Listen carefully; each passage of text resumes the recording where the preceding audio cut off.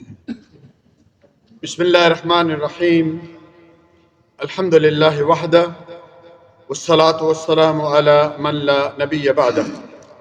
قال الله تعالى: لقد كان لكم في رسول الله أسوة حسنة، کہ تمہارے لیے بہترین نمونہ سمپل رسول اللہ صلی اللہ علیہ وسلم کی ذات۔ پیارے بھائیو، آج کی اس نشست میں دکھوں، غموں، پریشانیوں، تکلیفوں کے وقت مانگی گئی 7 دعاؤں کا ذکر کروں گا۔ بہت لوگ شکایت کرتے ہیں آج واٹس ایپ پہ، تکلیف ہے، غم ہے، پریشانیاں ہیں، کیا کریں، دل پہ بے چین ہے۔ تو ظاہر ہے انسان اس طرح تو نہیں آیا کہ اس کا دل پوری زندگی بے چین رہے۔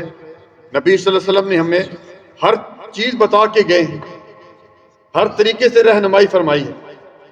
تو آئیے چلتے ہیں۔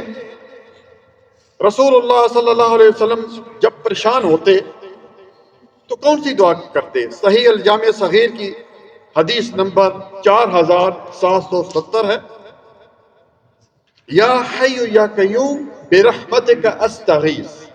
یہ بھی یاد کر لیں، نمبر 1۔ نمبر 2، صحیح الجامع صحیح ابو داؤد کی حدیث نمبر 1525 ہے۔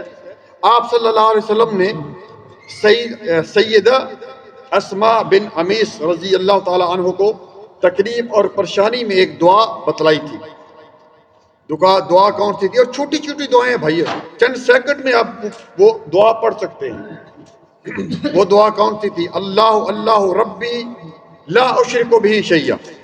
اللہ اللہ میرا رب ہے، میں اس کے ساتھ کسی کو شریک نہیں ٹھہراتا۔ کتنے منٹ؟ 2 سیکنڈ لگے ہیں۔ دیکھیے کس طرح توحید، ہر چیز میں توحید بیان ہو رہی ہے۔ نمبر 3، آپ جانتے ہیں کہ سیدنا ابراہیم علیہ السلام کو جب آگ میں ڈالا گیا، بہت بڑا غم ہے، بہت بڑی پریشانی ہے۔ آپ دیکھیں نا، اتنی بڑی آگ تھی کہ پرندہ اوپر سے اڑتا تو وہ بھی بھون کے نیچے آ جاتا، جل جاتا۔ تو حضرت ابراہیم علیہ السلام نے کون سی دعا کی تھی؟ بخاری کی حدیث نمبر 4563 ہے کہ حسبنا اللہ و نعم الوکیل، کہ ہمیں اللہ ہی کافی ہے، وہ بہترین کارساز اللہ۔ تو اللہ تعالیٰ نے آگ کو حکم دیا، سلامتی والی بن گئی آگ کو اور ٹھنڈی ہو گئی۔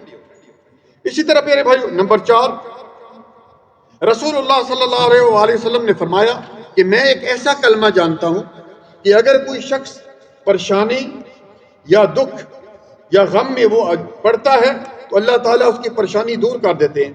اور وہ میرے بھائی یونس علیہ السلام کا کلمہ ہے، سب لوگ جانتے ہیں ماشاءاللہ، لا الہ الا انت سبحانک انی کنت من الظالمین۔ اسی طرح میرے بھائی، نمبر 5، رسول اللہ صلی اللہ علیہ وسلم جب مشکل کوئی پیش آتی یا سخت حالات ہوتے تو کون سی دعا پڑھتے؟ سیدنا ابن عباس رضی اللہ تعالی عنہما اس حدیث کے راوی ہیں، اور حدیث بخاری میں ہے 6346 ہے، اور مسلم کی 2730 ہے۔ یہ کلمات آپ صلی اللہ علیہ وسلم پڑھتے: لا الہ الا اللہ العظیم الحلیم، لا الہ الا اللہ رب العرش العظیم، لا الہ الا اللہ رب السماوات و رب الارض و رب العرش الکریم۔ اللہ اکبر، یاد کر لیں میرے بھائی۔ دیکھیے اس میں بھی توحید ہے، کوئی بھی چیز اس میں توحید ہے میرے بھائی۔ نمبر 6، یہ ترمذی میں موجود ہے، ترمذی کی حسن درجے کی حدیث ہے۔ ایک صحابی ہیں ابی بن کعب، نبی صلی اللہ علیہ وسلم سے انہوں نے عرض کی کہ میں آپ پر کثرت سے درود بھیجتا ہوں، آپ پر درود پڑھتا ہوں، میں یہ چاہتا ہوں، میری یہ خواہش ہے کہ میں دعا میں بھی آپ پر درود پڑھوں۔ کتنا پڑھوں؟ آپ صلی اللہ علیہ وسلم نے فرمایا معاشیت جتنی تیری مرضی ہے۔ بہرحال لمبی حدیث ہے۔ آخر میں ابی بن کعب رضی اللہ عنہ نے کیا فرمایا کہ میں آپ صلی اللہ علیہ وسلم پر درود ہی پڑھتا رہوں گا، یعنی دعا میں بجائے میں دعا کچھ مانگوں میں درود ہی پڑھتا رہوں گا۔ تو نبی صلی اللہ علیہ وسلم کی طرف سے ایک عظیم خوشخبری آ گئی: اذا تکفی ہمک ویغفر لک ذنبک، اگر تو اس طرح کرے گا تو تیرے غم، پریشانیاں، دکھ بھی دور ہو جائیں گے اور تیرے گناہ بھی معاف ہو جائیں گے۔ اللہ، اس لیے پیارے بھائیو، درود کبھی اس طرح بھی کیا کرے یہ بھی کیا کریں بھائی کہ کچھ نہ مانگے، صرف دعا، جب ہاتھ اٹھاتے ہیں صرف درود ہی پڑھتے ہیں، 2-4 منٹ درود پڑھ کے بس۔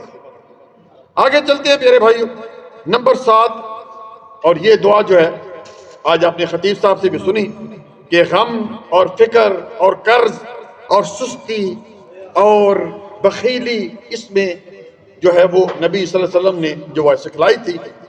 بخاری کی حدیث نمبر 6359 ہے، 6369 ہے، اور اس سے پہلے ایک قصہ ہے یہ، وہ جو کہ صحیح ابو داؤد میں ہے، اور سیدنا ابو سعید الخدری رضی اللہ تعالیٰ عنہ اس حدیث کے راوی ہیں، کہتے ہیں دخل رسول اللہ صلی اللہ علیہ وسلم ذات یوم مسجد، آپ صلی اللہ علیہ وسلم مسجد میں داخل ہوئے۔ جب داخل ہوئے تو ایک شخص وہاں بیٹھا تھا جس کا نام ہے ابو امامہ۔ آپ صلی اللہ علیہ وسلم نے اس سے فرمایا کہ یا ابو امامہ ما لی اراک جالسا فی المسجد غیر الوقت الصلاۃ، ابو امامہ خیر ہے، ابھی تو نماز کا وقت بھی نہیں ہوا اور تم جو ہے وہ مسجد میں بیٹھے ہو، خیر ہے، کیا بات ہے؟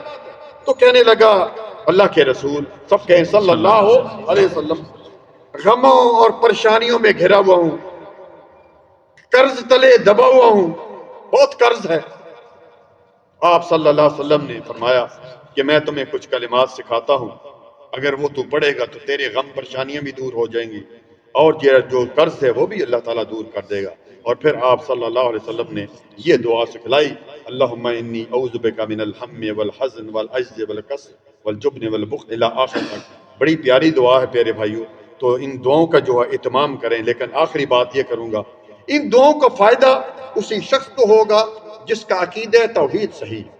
اگر شرک ہے وَلَوْ أَشْرَكُوا لَحَبِطَ عَنْهُمْ مَا كَانُوا يَعْمَلُونَ، سورۃ انعام کی آیت نمبر 88، اس کے تمام اعمال برا، اس کو کچھ فائدہ نہیں ہوگا اگر شرک موجود ہے۔ عقیدہ توحید صحیح ہے، چھوٹا بھی عمل ہوگا اللہ تعالیٰ جو ہے وہ معاف کر دے گا۔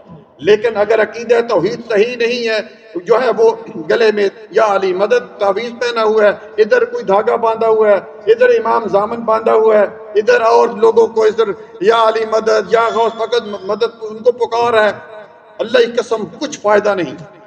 اس چیزوں کو سامنے، یہ سب سے مین چیز ہے پیارے بھائی۔ اللہ تعالیٰ سے دعا ہے کہ اللہ تعالیٰ ہم سب کو عمل کرنے کی توفیق عطا فرمائے۔ جزاک اللہ خیرا، بارک اللہ فیک۔